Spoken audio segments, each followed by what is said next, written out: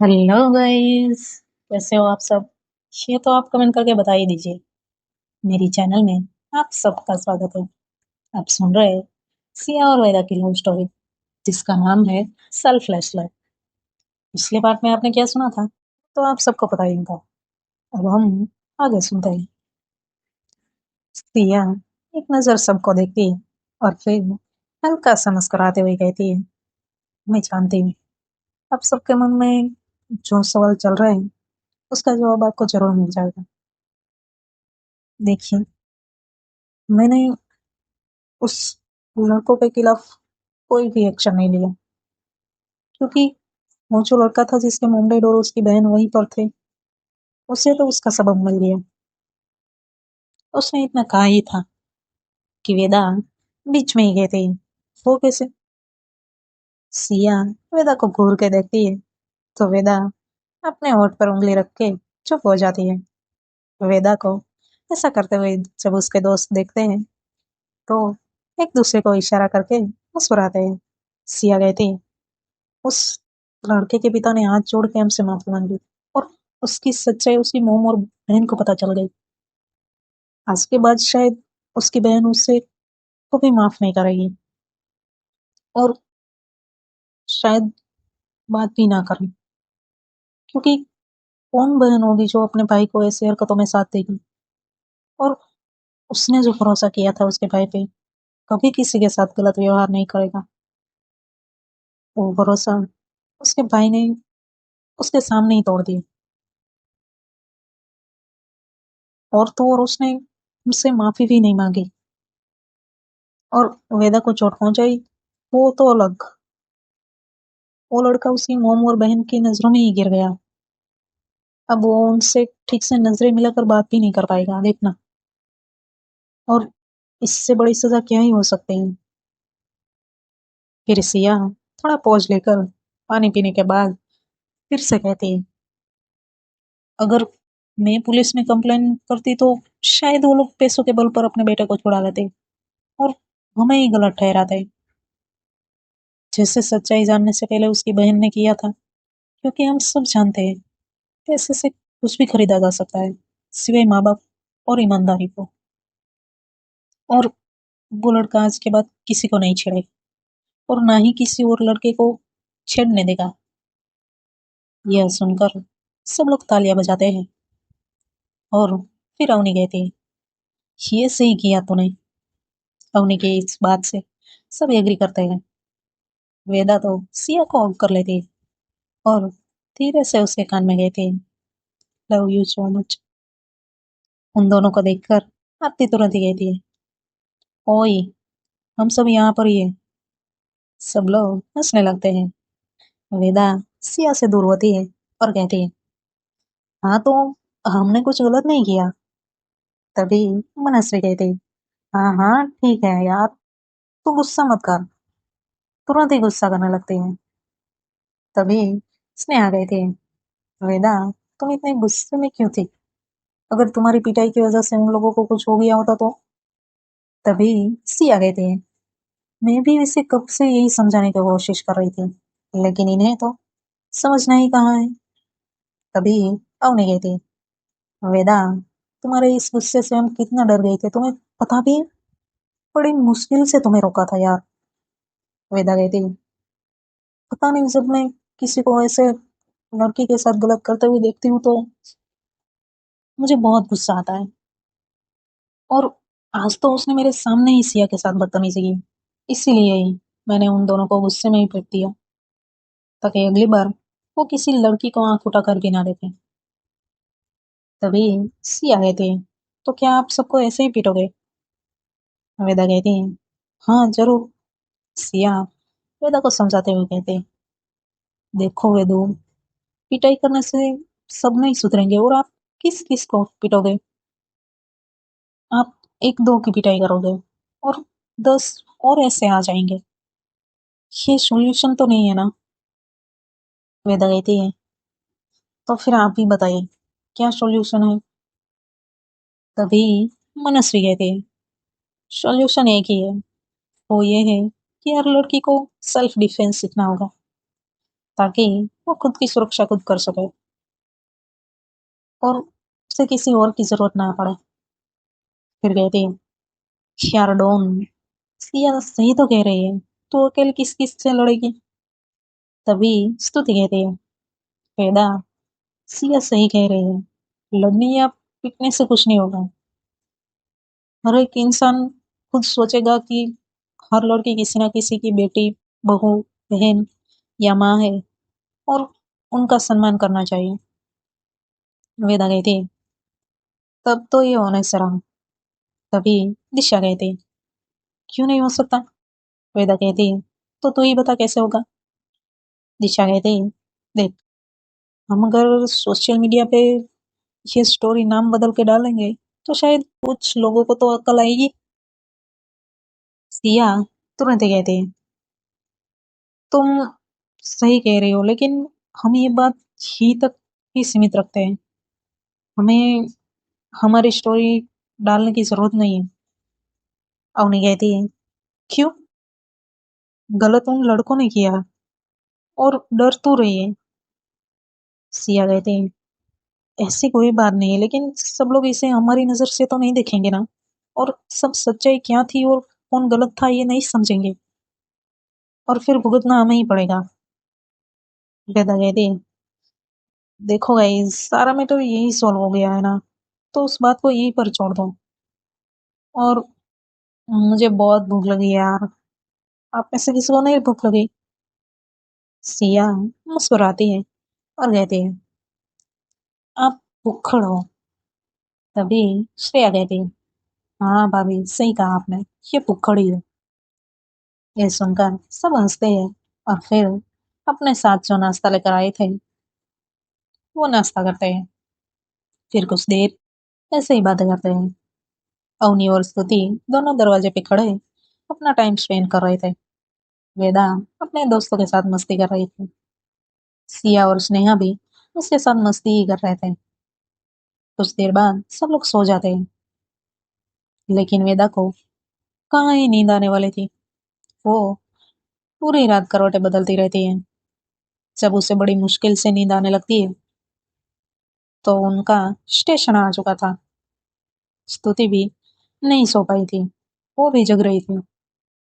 वो सबको जगाती है और फिर सब स्टेशन पे उतर जाते हैं। सिया ने पहले से ही कैब बुक की हुई थी। वो जिस होटल में रुकने वाले थे उन्होंने ही कैब भेज दी थी। सुबह के 5 बजे थे जब वो स्टेशन पे उतरे थे। फिर सब होटल पे पहुंचते हैं। अवनी सबको बता देती है कि सब लोग 9 बजे ब्रेकफास्ट करने के लिए नीचे मिलेंगे। सब उनकी बात से एग्री करते हैं और अपने अपने रूम में चले जाते हैं। वेदा और सिया एक रूम में ही थे। दूसरे रूम में अवनी और स्तुति, और बाकी सब तीसरे रूम में। वेदा और स्तुति अपने अपने रूम में जाकर सीधे सो ही जाते हैं। वेदा ने तो अपने शूज भी नहीं निकाले थे। वो ऐसे ही सो जाती है। सिया वेदा को कहती है, वेदू, पहले आप अपने शूज तो निकालो, फिर सो जाना। वेदा नींद में ही कहती है, हाँ मैं अभी निकाल दूंगी। फिर सिया फ्रेश होने चली जाती है। वो अच्छी तरह से जानते थे कि वेदा को पूरी रात नींद नहीं हुई, इसलिए वो भी वेदा को जगाती नहीं।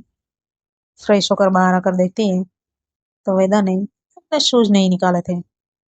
सिया वेदा के शूज निकालती है और उसे अच्छे से ब्लैंकेट उठा के कुछ देर उसके पास ही सो जाती है। 8 बजते ही सिया ने जो अलार्म सेट किया था वो बजता है, तो वो तुरंत ही जग जाती है।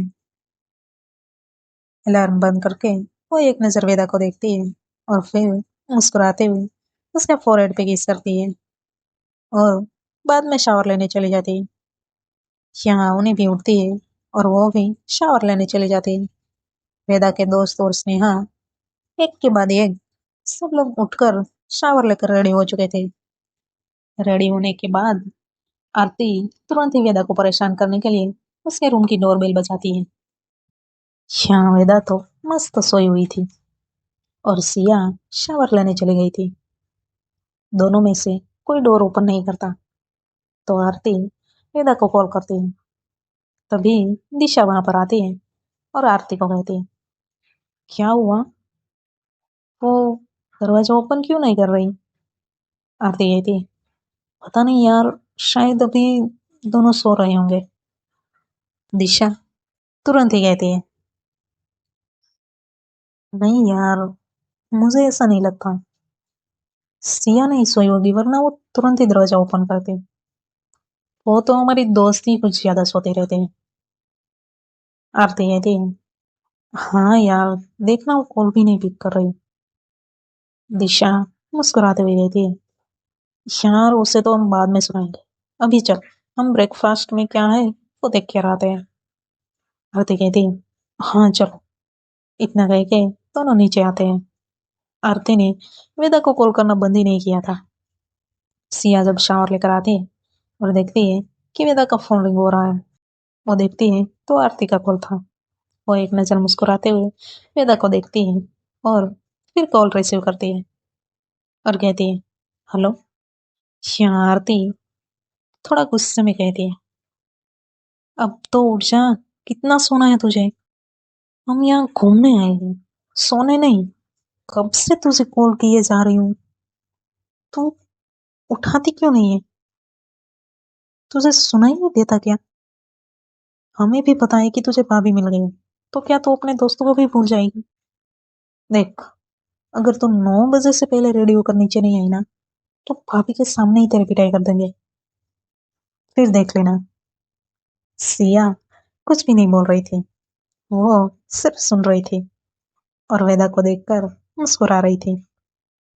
जब सामने से कोई आवाज नहीं आती तो आरती थोड़ा और गुस्से में कहती, तुझे कुछ सुनाई नहीं देता क्या? अरे कुछ तो बोल, जवाब तो दे। तेरे मुंह में मगबर है क्या? सिया को ये सुनकर हंसी आ जाती है। आरती को लगता है कि वेदा हंस रही है, तो वो और गुस्से में कहती है, तुझे हंसी आ रही है? अब तो देख, मैं अभी वहां पर आती हूँ और तेरी सारी बत्ती से बाहर निकाल दूंगी। सिया हंसते हुए कहती है, मैं वेदा को जगाती हूँ। आरती तुरंत ही कहती है, भाभी, आप आपने पहले कुछ क्यों नहीं कहा? सॉरी सॉरी भाभी, मुझे लगा वेदा ने कॉल रिसीव किया है तो मैंने कुछ भी बोल दिया। सिया कहती, तुम सॉरी मत बोलो, ऐसा होता है। मैं उसे जगाती हूँ। इतना कह के वो कॉल कट कर देती है और मुस्कुराते हुए वेदा को देखती है और कहती है, आज तो आपकी पिटाई पक्की है। फिर वो वेदा के पास जाकर उसे उठाती है। वेदा तुरंत ही उठ जाती है और सिया को होकर कह देती है, लव यू। सिया भी मुस्कुराती है और कहती है, लव यू सो मच। फिर कहती है, अब उठ जाइए, आपके दोस्त अभी यहाँ आ जाएंगे। फिर मैं आपके और आपके दोस्तों के बीच में नहीं आने वाले। वेदा सिया से दूर होती है और उठते हुए कहती है, हाँ हाँ, वैसे भी आपने मेरे दोस्तों पे ना जादू करके अपनी तरफ कर लिया है। सिया मुस्कुराती है और वेदा को उसके कपड़े देते हुए कहती है, हाँ तो आपने भी तो मेरे दोस्तों पे जादू करके बहुत पहले से ही रखा हुआ है। वेदा सिया के हाथ से कपड़े लेकर गई थी, देख लूंगी मैं आपको। ना कह के वो गुस्से में शावर लेने चली जाती है। सिया मुस्कुराती है और फिर रेडी होने लगती है। यहाँ स्तुति भी उठ चुकी थी और वो भी शावर लेकर रेडी हो रही थी। तभी उन्हें उसे पीछे से हग करती है और कहती है, यू जान। स्तुति उन्हीं के हाथ पकड़ के उसकी तरफ टर्न करके कहती, I love you so much. फिर उन्हीं के होठों की तरफ देखते हुए कहती, मेरी मॉर्निंग किस। अवनी हल्का सा मुस्कुराती है और स्तुति के होठों पे अपने होठ रख देती है और बड़े ही प्यार से और सॉफ्टली उसे किस करती है। स्तुति भी किस बैक करती है। तभी अवनी का फोन रिंग होता है तो दोनों एक दूसरे से दूर होते हैं। अवनी देखती है कि स्नेहा का कॉल है तो वो तुरंत ही कॉल रिसीव करती है और कहती है, क्या हुआ? स्नेहा थोड़ा टीजिंग टोन में कहती, लव बर्ड, अगर आपकी सुबह हो गई हो तो ब्रेकफास्ट के लिए आ जाओ। फिर थोड़ा गुस्से में कहती, वरना तुम दोनों कपल को ना मैं जिंदा नहीं छोड़ूंगी। अवनी मुस्कुराती है और कहती है, हाँ, हम आ रहे हैं, तब तक तुम ऑर्डर तो दे दो। स्नेहा कहती है, हाँ जल्दी आओ, और सिया और वेदा को भी साथ लेकर आना। अवनी कहती है, हाँ, मैं उसे भी बता देती हूँ। इतना कह के वो कॉल कट कर देती है। वेदा के दोस्त भी ब्रेकफास्ट के लिए नीचे आ चुके थे। वेदा शावर लेकर आती है और जल्दी से रेडी हो जाती है। फिर सिया को कहती है, चले। सिया मुस्कुराती है और वेदा को हक कर कहती है, "हम्म।" वेदा मुस्कुरा के कहती है, तो फिर चलो, वरना हम लेट हो जाएंगे। और आपको तो पता ही है, अगर लेट हुए तो आपको सुनना पड़ेगा। मुझे तो आदत हो गई। सिया मुस्कुराते हुए वेदा के हाथ में अपना हाथ परोती है और फिर कहते हैं, चलो। फिर दोनों नीचे आते हैं। अवनी और स्तुति भी नीचे पहुंच चुके थे। ये सब वेदा और सिया को आते देख मुस्कुराते हैं। वो दोनों सब लोग जहाँ पर बैठे थे वहां पर आते हैं और सबको गुड मॉर्निंग विश करते हैं और फिर चेयर लेकर बैठ जाते हैं। सबका ब्रेकफास्ट आ जाता है और फिर सब मस्ती करते हुए अपना ब्रेकफास्ट खत्म करते हैं। ब्रेकफास्ट खत्म करने के बाद कैब में बैठकर सब लोग मंदिर में दर्शन के लिए जाते हैं। मंदिर पहुंचते ही वेदा सिया का हाथ थामती है और मुस्कुराते हुए दोनों साथ चलते हैं। वेदा के दोस्त उन दोनों की तस्वीरें खींचते हैं और फिर सब मंदिर में दर्शन के लिए जाते हैं। सिया अपने दोनों हाथ जोड़ के आंखें बंद करके प्रार्थना कर रही थी और वेदा मुस्कुराते हुए सिया को ही देख रही थी। सिया जब अपनी आंखें खोलती है तो वेदा तुरंत ही सामने देखकर अपनी आंखें बंद करती है और हाथ भी जोड़ लेती है। सिया वेदा की तरफ देखती है तो उसे पता चल जाता है कि वेदा ने उसके डर से ही उसकी आंखें बंद कर ली है। वो मुस्कुराती है और वेदा की आंखें खोलने का इंतजार करती है। वेदा कुछ देर बाद आंखें खोलती है और देखती है कि सिया उसे ही देख रही है। तो वो इशारों में ही कहती है, क्या? सिया भी इशारों में कहती है, कुछ नहीं। फिर वेदा कहती है, तो फिर चल, हमारे दोस्त यहाँ पर दिख नहीं रहे हैं, वो बाहर शायद होंगे। सिया वेदा का हाथ पकड़ती है और फिर दोनों बाहर आ जाते हैं। उसके दोस्त बाहर उनका ही इंतजार करते हुए खड़े थे। मंदिर के कंपाउंड में सब लोग कुछ तस्वीरें खींचते हैं और फिर वहां से आसपास जो मंदिर थे वहां पर भी जाते हैं। सब लोग पूरा दिन मंदिरों में दर्शन करते हैं और शाम को वापस होटल पर आकर गार्डन में बैठकर तस्वीरें खींच रहे थे और मस्ती भी कर रहे थे। तभी मनस्वी कहती है, अभी, थैंक यू, आज के लिए इतना ही। Bye bye, take care, Radhe Radhe.